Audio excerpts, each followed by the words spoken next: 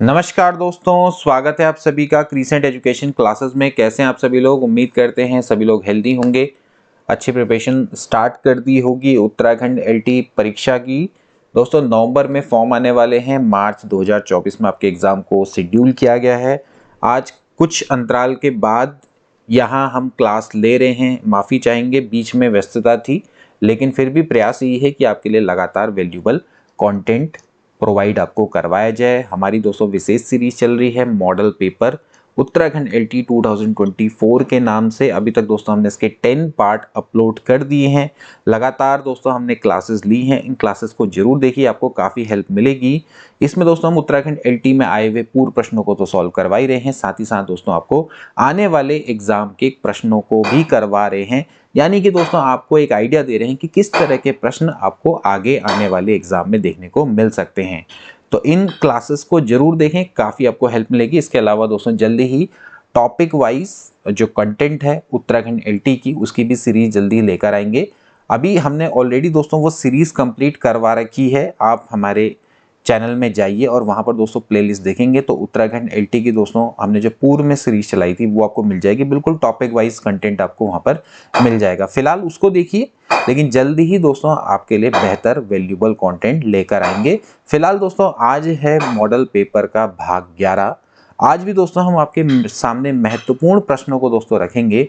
ऐसे प्रश्न दोस्तों आपके परीक्षा में आएंगे, इनके आने की पूरी संभावना रहेगी।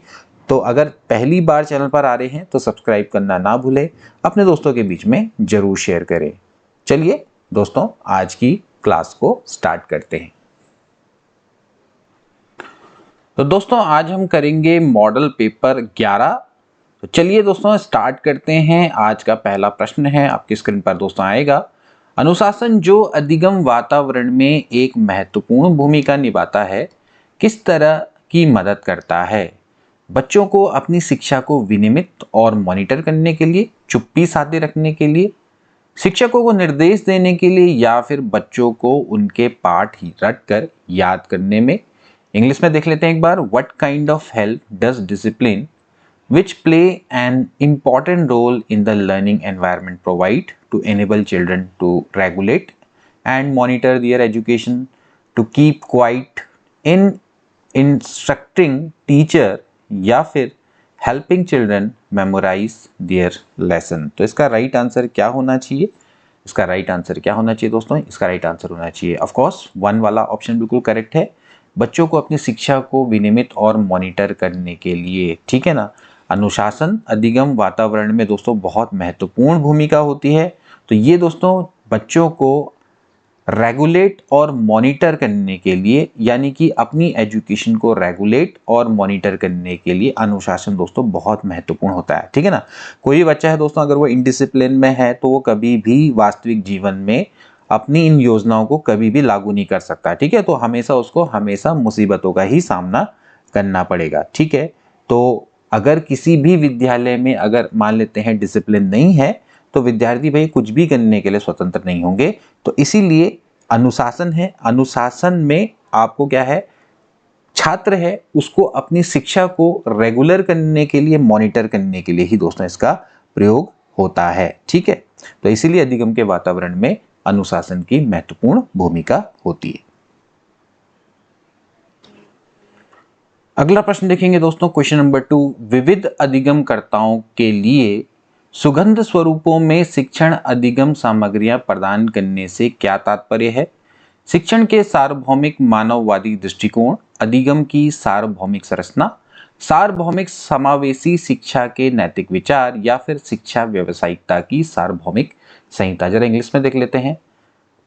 It means providing teaching learning material, ठीक है ना। आपने सुना होगा इसका नाम TLM, ठीक है। In engaging format for diverse learner, universal humanistic approach to teaching, universal structure of learning, ethical consideration of universal inclusive education, या फिर universal code of teaching professionalism. तो आप इसको समझ लीजिए कि आपके जो अलग अलग डाइवर्स लर्नर है तो उनको TLM प्रोवाइड करना किस श्रेणी के अंतर्गत आता है, ये दोस्तों आपने इसको सिंपली बताना है। तो इसका राइट आंसर क्या होना चाहिए, थोड़ा सोच समझ के आंसर देंगे। तो इसका राइट आंसर दोस्तों क्या है? इसका राइट आंसर होगा अधिगम की सार्वभौमिक संरचना, यूनिवर्सल स्ट्रक्चर ऑफ लर्निंग। देखिए दोस्तों, यूनिवर्सल स्ट्रक्चर ऑफ लर्निंग है दोस्तों, इसके अंतर्गत ही यही आता है कि कोई भी जो टीचर्स हैं वो छात्रों को टीएलएम प्रोवाइड करवाएंगे। टीएलएम का मतलब क्या होता है दोस्तों? यानी कि टीचिंग लर्निंग मटेरियल, यानी कि एक तरह से जो सुलभ स्वरूप का मतलब है कि जिससे आसानी से वो चीज प्रोवाइड हो जाए। शिक्षण अधिगम सामग्रियों को प्रदान किया जाता है ताकि दोस्तों क्या है कि जो छात्र है उसको उद्देश्यों की प्राप्ति हो सके। ठीक है, उद्देश्य कौन कौन से हैं? यानी कि जैसे आप अब भैया जो शिक्षा के उद्देश्य है उनकी प्राप्ति हो सके, एजुकेशन के जितने भी आपके एम्स है, ठीक है, तो उनको क्या करना है? टीएलएम में आपके सुलभ स्वरूपों में प्रोवाइड करवाना है। तो ये अधिगम की सार्वभौमिक संरचना के अंतर्गत आता है, यूनिवर्सल स्ट्रक्चर ऑफ लर्निंग के अंतर्गत आता है। टीएलएम समझते हैं ना? टीएलएम में दोस्तों आपके क्या होते हैं, एक तरह से आप इसको मान लीजिए एक ग्रुप है या आपके इस तरह के उपकरणों का समूह है जिनसे आप जो भी शिक्षा के उद्देश्य हैं उनको प्राप्त करने के लिए आवश्यक इनपुट प्रदान किया जाता है। ठीक है ना? जैसे इसमें आपके बुक्स हो सकती हैं और भी कई सारे स्टडी मटेरियल हो सकते हैं। ठीक है, जिसकी मदद से दोस्तों आपका क्या है कि जितने भी शैक्षिक उद्देश्य हैं वो आपके प्राप्त हो सकें। ठीक है, तो विभिन्न प्रकार के एक तरह से इसमें संसाधन होते हैं जिसकी मदद से शिक्षा के उद्देश्यों को प्राप्ति की जाती है। तो इसी को हम क्या बोलते हैं? शिक्षण अधिगम सामग्रियां। अगला प्रश्न देखेंगे दोस्तों, क्वेश्चन नंबर 3 है, प्रतिपालन अधिगम का एक विशिष्ट चरण है जो अधिगम के चरण का पूर्ववर्ती है। आत्मनिर्भरता, सामान्यीकरण, अधिग्रहण या फिर अभिप्रेरण। देखिए, modelling is a specific stage of learning which is the procedure of the stage of learning, self reliance, generalisation, acquisition या फिर मोटिवेशन। तो इसका राइट आंसर क्या होना चाहिए दोस्तों? इसका राइट आंसर क्या है दोस्तों? इसका राइट आंसर है बी वाला, यानी कि सामान्यीकरण। देखिए, जनरली होता है क्या है कि सभी व्यक्ति हैं वो अधिगम के 5 चरणों से होकर गुजरते हैं। ठीक है, पहला दोस्तों जो इसमें चरण होता है वो होता है अधिग्रहण। ठीक है, पहले अधिग्रहण होता है। जब आप अधिगम करते हैं तो पहले आप क्या करते हैं? अधिग्रहण। ठीक है, कोई भी आप नया कार्य जब सीखते हैं तो उसको बोला जाता है अधिग्रहण। इस चरण में आप अधिग्रहण करते हैं। ठीक है ना? दूसरा जो चरण होता है दोस्तों वो होता है प्रवीणता। ठीक है, प्रवाह या प्रवीणता दोस्तों उसको बोला जाता है। ठीक है, तो अब जो भी आप सीख रहे हैं उसको आप बड़ी सटीकता से करते हैं। जैसे हम कहते हैं ना कि भाई ये इस कार्य में प्रवीण हो चुका है। ठीक, तो इस चरण में कोई भी नए कार्य को आप उच्च स्तर से बड़ी सटीकता से करते हैं, तो इसको हम बोलते हैं प्रवीणता। तीसरा दोस्तों जो स्तर है वो आपका क्या कहलाता है? प्रतिपालन दोस्तों कहलाता है, जिसकी हम बात कर रहे हैं, प्रतिपालन। ठीक है, तो प्रतिपालन का मतलब का दोस्तों यही है कि आपने क्या किया कि प्रतिपालन का मतलब सिंपल सा है कि शिक्षण समाप्त होने के बाद भी कोई भी व्यक्ति है सतत रूप से कार्य करने के सक्षम होता है। ठीक है, अगर मान लेते हैं अगर आप सीखना अगर आपने बंद भी कर दिया तो शिक्षण आपका समाप्त भी हो गया, उसके बाद भी आप सतत रूप से सीख पाएंगे। इसके बाद जो चौथा चरण होता है दोस्तों वही आपका क्या होता है? सामान्यीकरण होता है। सामान्यीकरण यानी कि जिसकी हम बात कर रहे थे कि किस चरण का पूर्ववर्ती है, तो प्रतिपालन आपका सामान्यीकरण जो चरण है उसका पूर्ववर्ती है, उससे पहले का चरण है। ठीक है ना?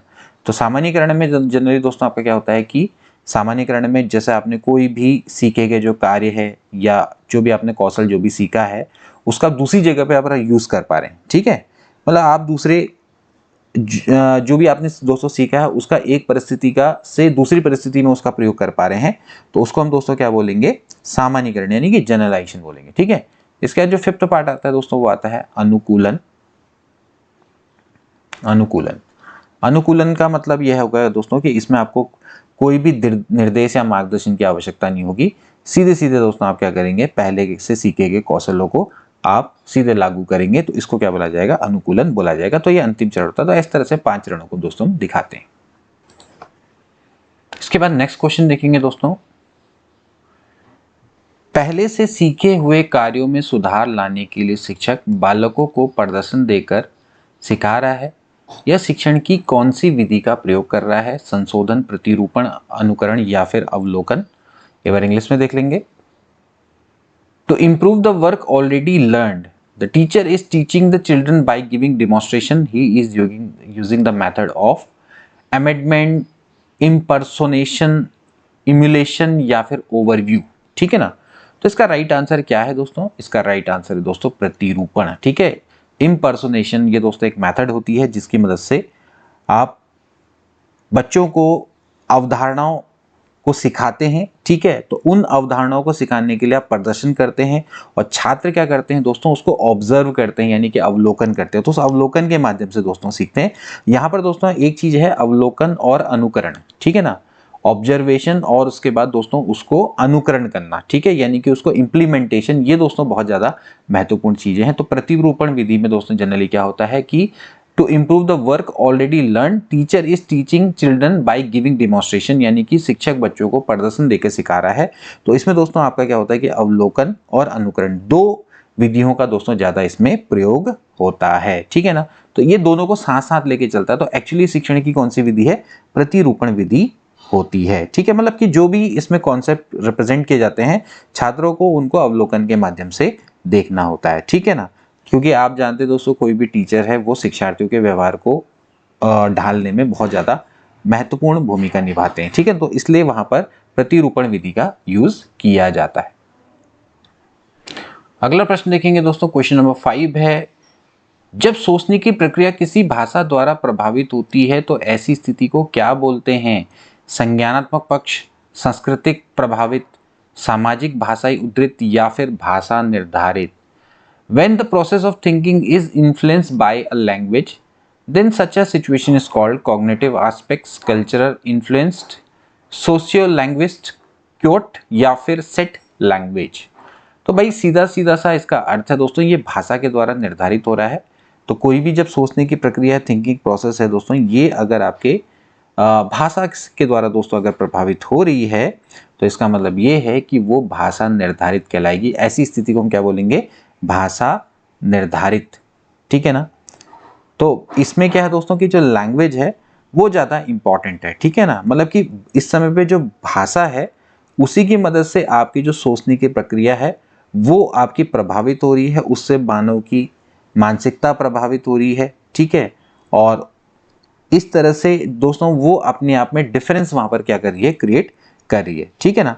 तो यहाँ पर जो आपके जितने भी थॉट्स हैं वो आपके भाषा से क्या हो रहे हैं, प्रभावित हो रहे हैं। तो इसको हम क्या बोलेंगे, भाषा निर्धारित बोला जाएगा।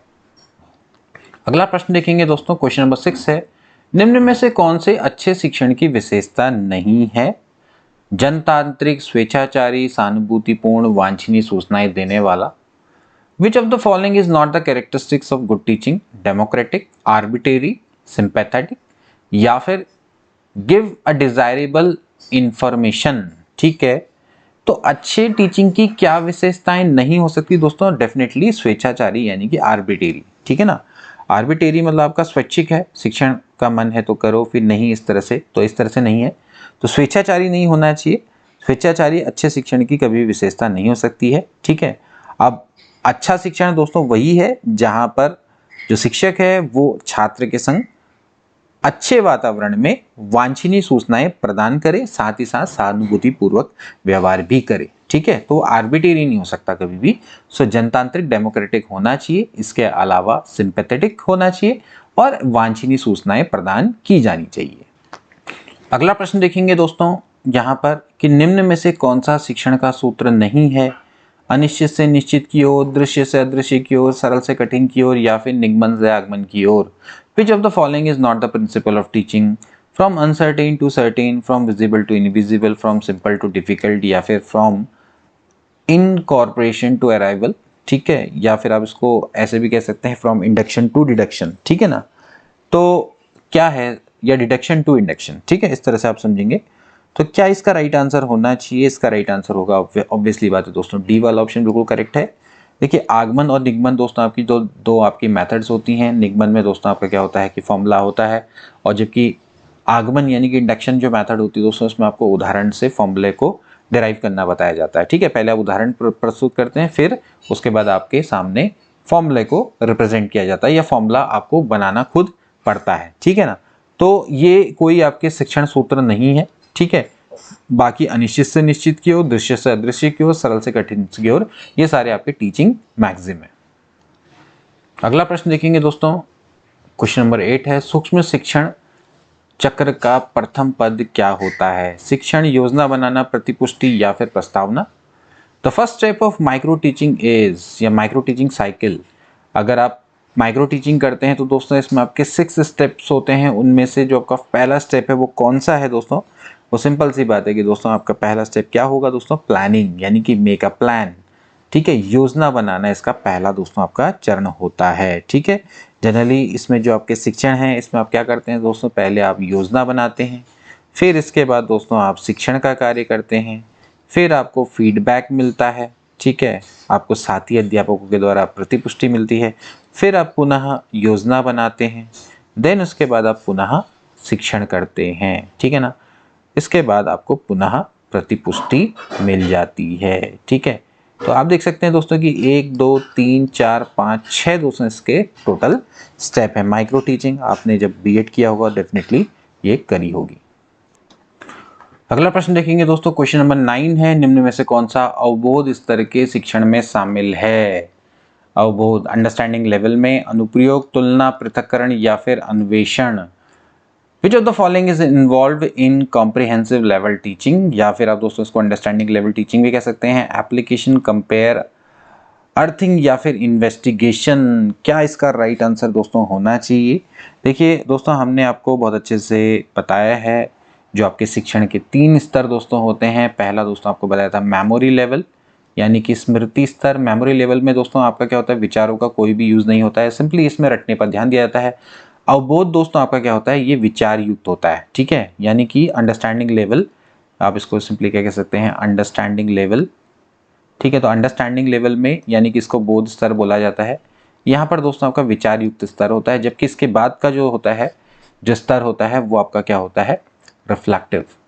ठीक है, रिफ्लेक्टिव यानी कि चिंतन स्तर। ठीक है, तो जो रिफ्लेक्टिव लेवल है, जो रिफ्लेक्टिव लेवल है यानी कि इसको हम चिंतन स्तर बोलेंगे। ठीक है, इन सभी लेवल्स के बारे में दोस्तों हमने बताया है। तो कौन सा अवबोध स्तर के शिक्षण में शामिल है ये आपको बताना है। देखिए यहाँ पर से विचार करना स्टार्ट हो जाता है, फिर यहाँ पर दोस्तों अति विचार युक्त आपका लेवल आ जाता है। ठीक है, तो ये जो सेकंड वाला स्तर है दोस्तों, इसमें आपका क्या है? अन्वेषण का कार्य दोस्तों यहाँ पर स्टार्ट हो जाता है। तो इस तरह से देखा जाए तो इसका राइट आंसर क्या होना चाहिए? डी वाला ऑप्शन इसका बिल्कुल करेक्ट होना चाहिए। अनुप्रयोग, तुलना, पृथक्करण में आपका जो अन्वेषण है वो आपका ये कॉम्प्रिहेंसिव लेवल टीचिंग के अंतर्गत आता है। अगला प्रश्न देखेंगे दोस्तों, क्वेश्चन नंबर 10 है, शैक्षिक सुधारों में प्रभावी विकेंद्रीकरण तभी संभव होगा जब खंड व संकुल संदर्भ केंद्रों में भागीदारी बढ़े, स्थानीय संदर्भ व्यक्ति उपलब्ध हो, अध्यापकों के पास संसाधन और प्रासंगिक सामग्री भी मौजूद हो। Effective decentralization in education reforms will be possible only when participation of block and cluster reference center increases. Have a local reference person available. Teachers should also have resources and relevant material. तो सही उत्तर आपने चुनना है दोस्तों, ए और B, ए और सी, B और सी या फिर ए बी सी। आप देखिए दोस्तों, शैक्षिक सुधार है, शैक्षिक सुधारों के लिए दोस्तों आपको देखा जाए तो सभी तीनों के तीनों दोस्तों आपके करेक्ट हैं। शैक्षिक सुधारों में जैसे कि डिसेंट्रलाइजेशन है, डिसेंट्रलाइजेशन का मतलब ये है कि दोस्तों जो उसको केंद्रीकृत ना करके छोटे छोटे, मतलब कि जो विकेंद्रीकरण का मतलब क्या होता है दोस्तों कि जैसे पावर है वो सेंट्रल से हटाकर विकेंद्रीकरण, यानी कि छोटे छोटे जो स्तर हैं वहां पर पावर को दिया जाए, जिससे कि वो अपने स्तर से शिक्षा का सुधार कर सके। केवल और केवल केंद्र ही जिम्मेदार ना हो, राज्य भी पूरी जिम्मेदारियां उठाएं। इसके अलावा जो ग्राम हैं या फिर नगर हैं वो भी अपनी जिम्मेदारियां उठाएं, डिस्ट्रिक्ट्स हैं वो भी अपनी जिम्मेदारियां उठाएं। तो एक तरह से शैक्षिक सुधार है, एजुकेशन रिफॉर्म्स लगातार हो रहे हैं, तो उसमें प्रभावी विकेंद्रीकरण तभी जाके संभव होगा जब देखिए खंड और संकुल संदर्भ केंद्रों की भागीदारी बढ़ेगी। मैंने आपको पहले बताया कि जो ब्लॉक और क्लस्टर्स हैं वो आपके इंक्रीज होंगे। ठीक है ना, मतलब सेंट्रल लेवल पे ही नहीं, छोटे स्तर पे भी आपका क्या होगा? इनको इंक्रीज किया जाएगा, इनकी भागीदारी बढ़ेगी। ठीक है ना, इस तरह से स्थानीय संदर्भ व्यक्ति उपलब्ध हो, यानी कि have a local reference person available. तो मैंने आपको पहले बताया कि जनरलाइजेशन के सेंट्रल से उसको क्या करना है? उसका विकेंद्रीकरण करना है। ठीक है, लोकलाइट्स को ज्यादा पावर्स देनी है। ठीक है, and teacher should have also resources and relative material, वो भी होना चाहिए दोस्तों कि टीचर्स के पास भी संसाधन और रिलेवेंट मटेरियल होना चाहिए, तभी जाके ये तीनों की तीनों चीजें आपकी क्या होंगी? पॉसिबल होंगी, यानी कि शैक्षिक सुधार आपका पॉसिबल हो पाएगा, उसका सेंट्रलाइजेशन डिसेंट्रलाइजेशन हो पाएगा। तो यानी कि ये आप देख सकते हैं डी वाला ऑप्शन इसका बिल्कुल क्या है? करेक्ट है। ठीक है ना, अब देखिए दोस्तों, जैसे डिसेंट्रलाइजेशन का सबसे बड़ा एग्जांपल है कि जो हमारे ग्राम पंचायत के चुनाव होते हैं, ठीक है, जो हमारे नगर निकाय के चुनाव होते हैं, नगर पंचायत के चुनाव होते हैं, ठीक है, ग्राम प्रधान के, ये दोस्तों सबसे बड़ा डिसेंट्रलाइजेशन का उदाहरण है, ठीक है। केंद्रीय नहीं, केंद्र सरकार तो है ही है, इसके अलावा राज्य सरकार भी है, राज्य सरकार के अलावा विकेंद्रीकरण किया है, यानी कि जो स्थानीय निकाय हैं उनको पावर दी गई है कि वो अपने एरिया को अच्छे से रेगुलेट कर सके, मॉनिटर कर सके। तो वही चीज है दोस्तों शैक्षिक सुधारों में प्रभावी विकेंद्रीकरण। अगला प्रश्न देखेंगे दोस्तों, सीखने के वक्र अभ्यास द्वारा सीखने की मात्रा, गति और प्रगति की सीमा को ग्राफ पर प्रदर्शित करते हैं। बहुत दोस्तों इंपॉर्टेंट स्टेटमेंट है, किसके द्वारा दिया गया है? रॉस, एबिंगहास, स्किनर या फिर M Ed Bigge. Learner curves display on a graph the amount, speed and extent of learning progress through practice. Ross, Ebbinghaus, Skinner या फिर एम डी बिग्गी, या इसका राइट आंसर क्या है दोस्तों? बी वाला एबिंगहास के द्वारा दोस्तों स्टेटमेंट दिया गया है। इसको बिल्कुल याद कर लीजिएगा, बहुत दोस्तों इंपॉर्टेंट स्टेटमेंट है, कई एग्जाम में दोस्तों ये पूछा जाता है।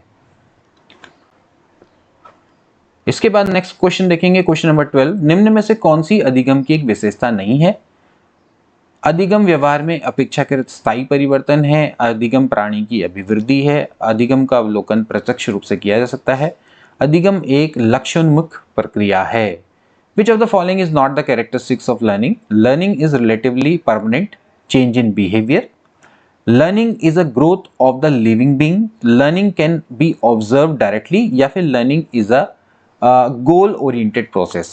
ठीक है, तो आप देख सकते हैं learning दोस्तों आपकी क्या है? व्यवहार में अपेक्षाकृत स्थायी परिवर्तन, दोस्तों तो डेफिनेशन दी गई है। इसके अलावा learning is a growth of living being, बिल्कुल दोस्तों की किसी भी प्राणी की लिविंग स्टाइल में दोस्तों अभिवृद्धि होती है। जब आप सीखते हैं तो दोस्तों आपका लिविंग स्टैंडर्ड चेंज होता है, ठीक है। इसके अलावा living is a goal oriented process, यानी कि डेफिनेटली आप जब सीखते हैं दोस्तों उसका कोई ना कोई लक्ष्य जरूर होता है, लेकिन आप दोस्तों इसका डायरेक्ट अवलोकन नहीं कर सकते। लर्निंग का डायरेक्ट अवलोकन नॉट पॉसिबल, तो सी वाला ऑप्शन इसका करेक्ट हो जाएगा। अगला प्रश्न देखेंगे दोस्तों, क्वेश्चन नंबर 13 है, अधिगम का पठार क्या है भैया? अधिगम में अवरुद्ध वर्धन, अधिगम में दोष, अधिगम की समाप्ति या फिर अधिगम में अवरोध। ठीक है, इस the plateau of learning it is stunted growth in learning, learning defects, end of learning या फिर बैरियर टू लर्निंग। देखिए अधिगम का पठार दोस्तों क्या कहलाता है? अधिगम में अवरुद्ध वर्धन कहलाता है, ठीक है। जैसे पठार को आप सिंपली समझ लीजिए, जैसे आपकी लर्निंग प्रोसेस चल रही है, उसके बाद जो लर्निंग की जो प्रोसेस है कुछ समय के लिए दोस्तों क्या हो जाएगी? एक तरह से अवरुद्ध हो जाएगी, ठीक है ना। तो अवरुद्ध हो जाएगी, लेकिन आप ये नहीं कह सकते कि अधिगम में बिल्कुल अवरोध आ गया। आपका क्या है, जिस गति से आप सीख रहे थे उस गति से ना सीखते हुए आपकी क्या हो जाएगा? एक समतल सा पठार टाइप का यहाँ पर बन जाएगा, यानी कि एक समतल क्षेत्र बन जाएगा। पहाड़ के ऊपर का जो क्षेत्र होता है ना, जो समतल होता है, उसको पठार बोलते हैं, ठीक है। उसके बाद फिर जैसे ही दोस्तों ये आपकी ये प्रोसेस है, मतलब कि आप जैसे इससे निजात पा लेंगे तो फिर उसके बाद आपका जो अधिगम वक्र है ऊपर की ओर को बढ़ेगा। तो ये दोस्तों आपका क्या है? अधिगम में अवरुद्ध वर्धन है, यानी कि स्टंटेड ग्रोथ इन लर्निंग है।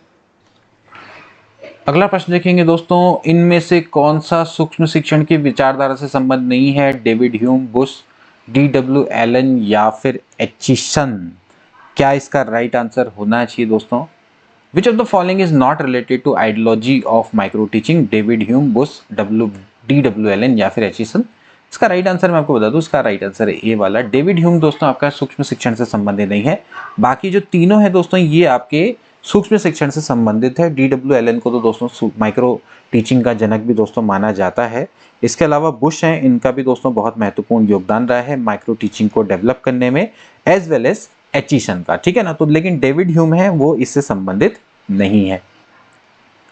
इसके बाद नेक्स्ट क्वेश्चन देखेंगे दोस्तों, निम्न में से कौन सा शिक्षण अधिगम का स्तर नहीं है? अवबोध स्तर, परावर्ती स्तर, स्मृति स्तर, दूरवर्ती स्तर। अभी दोस्तों हमने इसके बारे में डिस्कस किया था, लेवल्स ऑफ लर्निंग टीचिंग के। तो which of the following is not the level of teaching learning? तो understanding level, reflective level, memory level, distance level. तो distance level is a right answer. 3 level अभी हमने आपको बताया दोस्तों, एक मेमोरी लेवल होता है, सेकंड आपका अंडरस्टैंडिंग लेवल होता है और अगला रिफ्लेक्टिव लेवल होता है। तो 3 लेवल होते हैं, इसमें डिस्टेंस लेवल नहीं होता है। अगला प्रश्न देखेंगे दोस्तों, कौन सी कक्षा शिक्षण में जनतांत्रिक शिक्षण नीति नहीं है? व्याख्यान, अन्वेषण, योजना या फिर मस्तिष्क उद्वेलन। Which of the following is not a democratic teaching policy in a class teaching? Lecturer, heuristic, plan या फिर ब्रेन फॉर्मिंग। तो भैया इसका राइट आंसर क्या होना चाहिए दोस्तों? ऑफ कोर्स जो आपका लेक्चरर जो पद्धति है दोस्तों, व्याख्यान है दोस्तों, ये आपकी एक तरह से पुरानी पद्धति है दोस्तों, जिसमें आपका एक टीचर है वो आपको केवल लेक्चर देता है और इसमें जो मुख्यतः शिक्षक ही आपका केंद्र बिंदु में होता है, जबकि जो बालक होते हैं वो इसमें गौण स्तर के माने जाते हैं, उनको चुपचाप लेक्चर को सुनना होता है। ठीक है, बाकी दोस्तों ये जो सभी जो पद्धतियां हैं दोस्तों, ये आपकी नवीन और जनतांत्रिक है। जनतांत्रिक का मतलब है कि इसमें छात्र को पूरी तरह से मौका मिलता है अपने आप को एक्सप्रेस करने का। ठीक है, तो एक तरह से छात्र है पूरी तरह से इसमें सहभाग करते हैं। देखिए अन्वेषण विधि, इसके बारे में हम दोस्तों बहुत पहले पढ़ चुके हैं। ह्यूरिस्टिक विधि जो कि आपकी H.E. आर्मस्ट्रांग के द्वारा दी गई थी। इसके अलावा दोस्तों जो परियोजना पद्धति है, ये योजना पद्धति इसको बोलते हैं, तो ये आपकी जॉन डीवी के शिष्य थे, W.H. किलपैट्रिक, इनके द्वारा। हालांकि सबसे पहले जॉन डीवी ने ही इसको दोस्तों स्टार्ट किया था। ठीक है, जॉन डीवी और जो आपका किलपैट्रिक है, दोनों का आप नाम ले सकते हैं। इसके अलावा दोस्तों जो ब्रेन फॉर्मिंग जो है, या फिर आप इसको दोस्तों मस्तिष्क उद्वेलन विधि है, तो ये आपकी एलेक्स ऑसबोर्न के द्वारा दोस्तों दी गई थी। ठीक है, एलेक्स ऑसबोर्न। ठीक है, तो ये भी दोस्तों अपने आप में एक नवीन शिक्षण विधियों में से एक है। ये भी दोस्तों एक तरह से आप ये कह सकते हैं कि यहाँ पर छात्रों को पूरा समय मिलता है। ठीक है, तो ये भी डेमोक्रेटिक मेथड के अंतर्गत आता है। ठीक है, तो ये तीनों की तीनों विधियां आपकी डेमोक्रेटिक हैं, जबकि व्याख्यान नहीं है। अगला क्वेश्चन देखेंगे दोस्तों, हम करके सीखते हैं किसने कहा था? सिम्पसन, योकम, डॉक्टर मेस या फिर कॉलसेनिक? Who said we learn by doing? Simpson, Yoakam, doctor mess या फिर कॉलसेनिक? राइट आंसर क्या है दोस्तों? सिम्पसन है। सिम्पसन ने दोस्तों स्टेटमेंट दिया था कि हम करके सीखते हैं। ठीक है, तो सिम्पसन सीखने का समर्थन इन्होंने सिंपली किया था। जॉन डीवी के ही आदर्शों पर चलने वाले व्यक्ति हैं दोस्तों ये, तो आप इसको सिंपली ये समझ लीजिए कि करके सीखते हैं, we learn by doing. Statement by Simpson. अगला प्रश्न देखेंगे दोस्तों, निम्न में से कौन सा शिक्षण का स्तर नहीं है? देखिए दोबारा से आ गया, लेकिन अब थोड़ा सा डिफरेंट क्वेश्चन है। बोध, चिंतन, स्मृति, वर्णन, तो वही है लेकिन question. Which of the following is not a level of education या फिर level of teaching? Understanding, thinking, सिमोमेरेशन या फिर या इसको बोलेंगे कॉमिमेरेशन। ठीक है ना, वैसे डिस्क्रिप्शन। तो राइट आंसर क्या है दोस्तों? अंडरस्टैंडिंग प्रोसेस, रिफ्लेक्टिव थिंकिंग और इसके अलावा दोस्तों मेमोरी लेवल। ये 3 लेवल होते हैं, तो डी वाला ऑप्शन बिल्कुल करेक्ट हो जाएगा। डिस्क्रिप्शन यानी कि वर्णन कोई भी शिक्षण का स्तर नहीं है। ठीक है, को मेमोरेशन होगा वैसे ना, को मेमोरेशन। ठीक, सी वाला ऑप्शन नहीं होगा, राइट आंसर डी होगा। ठीक है ना, डी वाला ऑप्शन बिल्कुल करेक्ट है, वर्णन इसका राइट आंसर है। अगला क्वेश्चन देखेंगे दोस्तों, शिक्षण की अंतः क्रियात्मक अवस्था में मुख्य संक्रिया क्या होती है? देखिए जो शिक्षण की अवस्थाएं हैं हमने आपको दोस्तों बताई थी, अंतः क्रियात्मक अवस्था। ठीक है, जितनी भी आपको अवस्थाएं थी दोस्तों आपको बताई थी, निदान की, क्रिया और प्रतिक्रिया की, प्रत्यक्षीकरण की, उपरोक्त सभी।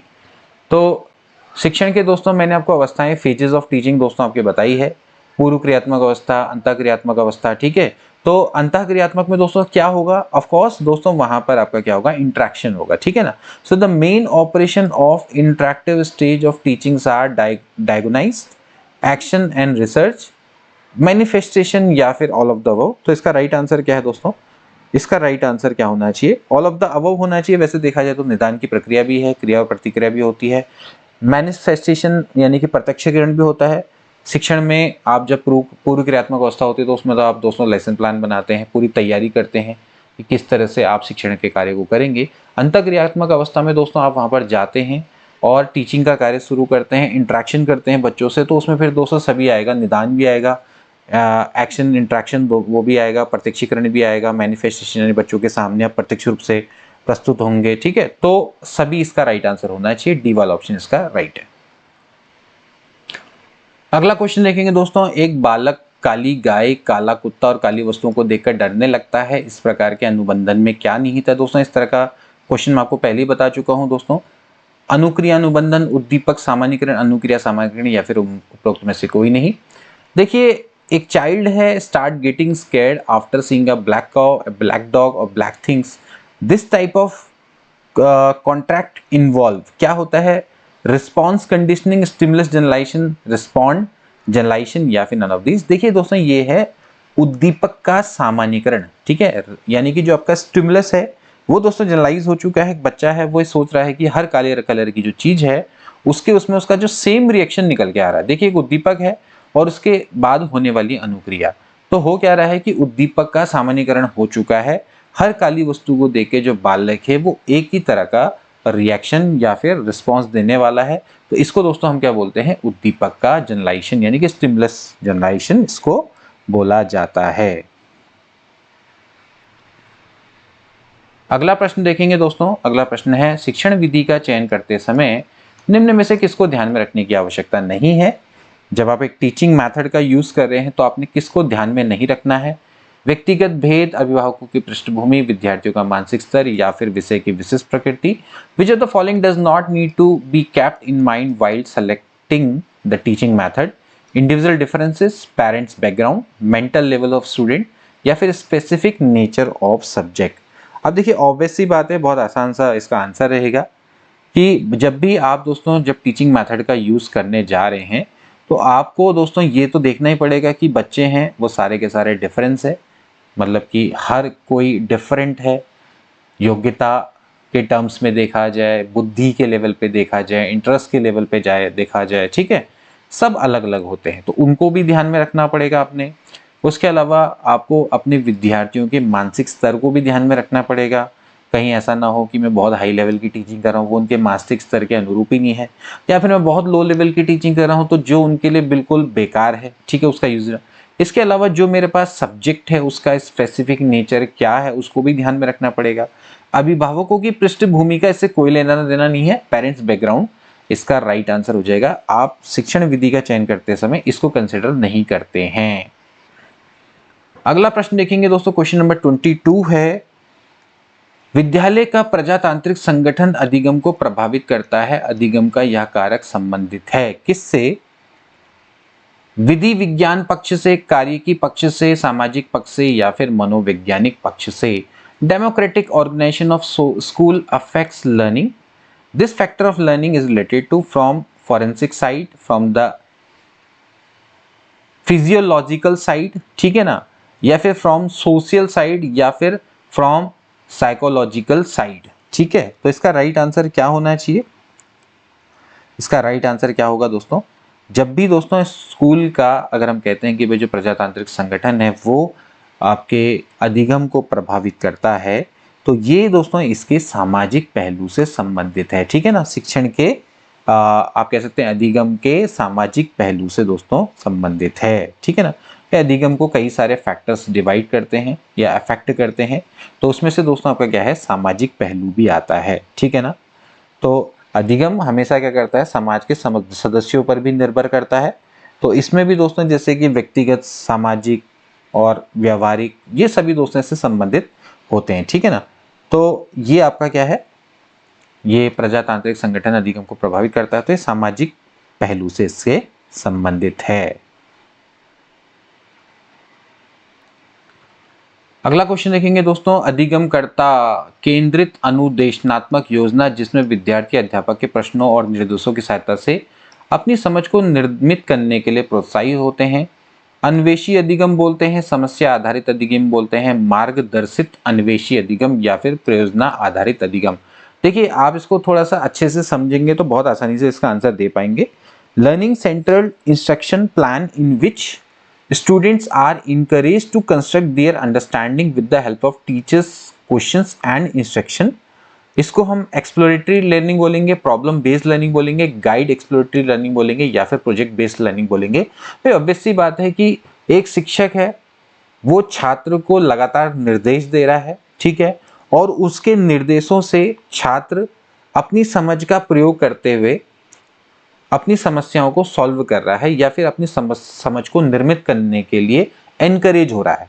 तो ये किसके अंतर्गत आएगी दोस्तों? ये मार्गदर्शित अन्वेषी अधिगम के अंतर्गत आएगी, गाइडेड एक्सप्लोरेटरी लर्निंग के अंतर्गत आएगी। मतलब सिंपल है कि एक स्टूडेंट है उसको लगातार जो शिक्षक है वो अनुदेशन दिए जा रहा है और उसके निर्देशों की सहायता से अध्यापक छात्र वो प्रश्नों और निर्देशों की सहायता से अपनी जो समझ है उसको डेवलप कर रहा है, तो वो आपका क्या कहलाता है, मार्गदर्शित अन्वेषी अधिगम की श्रेणी में आता है। अगला प्रश्न देखेंगे दोस्तों, जब विद्यार्थी अधिगम विषय वस्तु का अर्थ निकालकर उसे समझने के अधिगम उपागम का प्रयोग करते हैं तो अधिगम शैली निम्नलिखित में से कौन सी है? व्यवहारिक शैली, सतही शैली, आवेगी शैली या फिर गहन शैली? When student used to learning approach to understand the learning content by deriving its meaning, then which of the following is the learning style?